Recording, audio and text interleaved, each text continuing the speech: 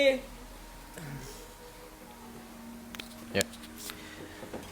Assalamualaikum warahmatullahi wabarakatuh. Nama saya Muhammad Ali Rinaldi, nomor stambuk 040 2019 0253 dari kelas Hukum Acara Pidana C9. Saya ingin menjawab pertanyaan yang telah diberikan oleh Bapak Dr. Hardianto Janggi, SHMH.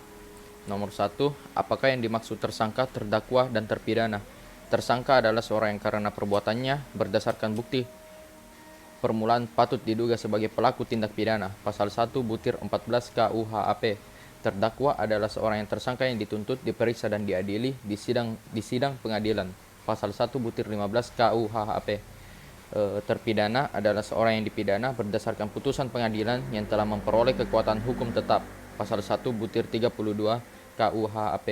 Nomor 2, sebutkan 3 hak-hak yang diatur dalam pasal berapa hak-hak tersebut.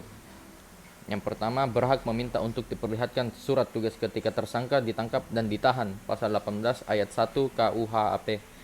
Yang kedua, berhak mendapatkan surat perintah penangkapan dan surat perintah penahanan, pasal 18 ayat 1 dan 3 KUHAP. Yang ketiga, berhak mendapatkan pengalihan jenis penahanan, pasal 23 KUHAP. Yang ketiga, nomor 3, apa yang dimaksud tangkap tangan, laporan, dan pengaduan? Tangkap tangan menurut pasal 1 butir 19 KUHAP pengertiannya meliputi tertangkap dengan tangan waktu sedang melakukan tindak pidana, tertangkap segera sesudah beberapa saat tindakan itu dilakukan, tertangkap saat kemudian diserukan oleh halayak ramai sebagai orang yang melakukan delik.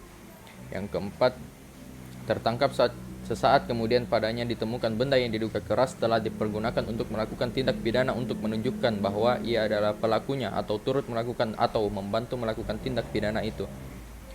Menurut pasal 1 butir 24 KUHP, pengertian laporan, pemberitahuan yang disampaikan oleh seorang karena hak atau kewajiban berdasarkan undang-undang kepada pejabat yang berwenang tentang telah atau sedang dan diduga akan terjadinya peristiwa pidana. Menurut pasal 1 butir 24 KUHP, pengertian pengaduan, pemberitahuan disertai permintaan oleh pihak yang berkepentingan kepada pejabat yang telah berwenang untuk menindak menurut hukum seorang yang telah melakukan tindak pidana aduan yang merugikannya.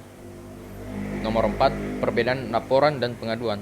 Pengaduan hanya dapat dilakukan oleh orang tertentu saja yang disebut dalam kejahatan tertentu saja, sedangkan laporan dapat dilakukan oleh siapa saja terhadap semua macam delik. Nomor 5, pada menit keberapa materi tentang tersangka, terdakwa, dan terpidana?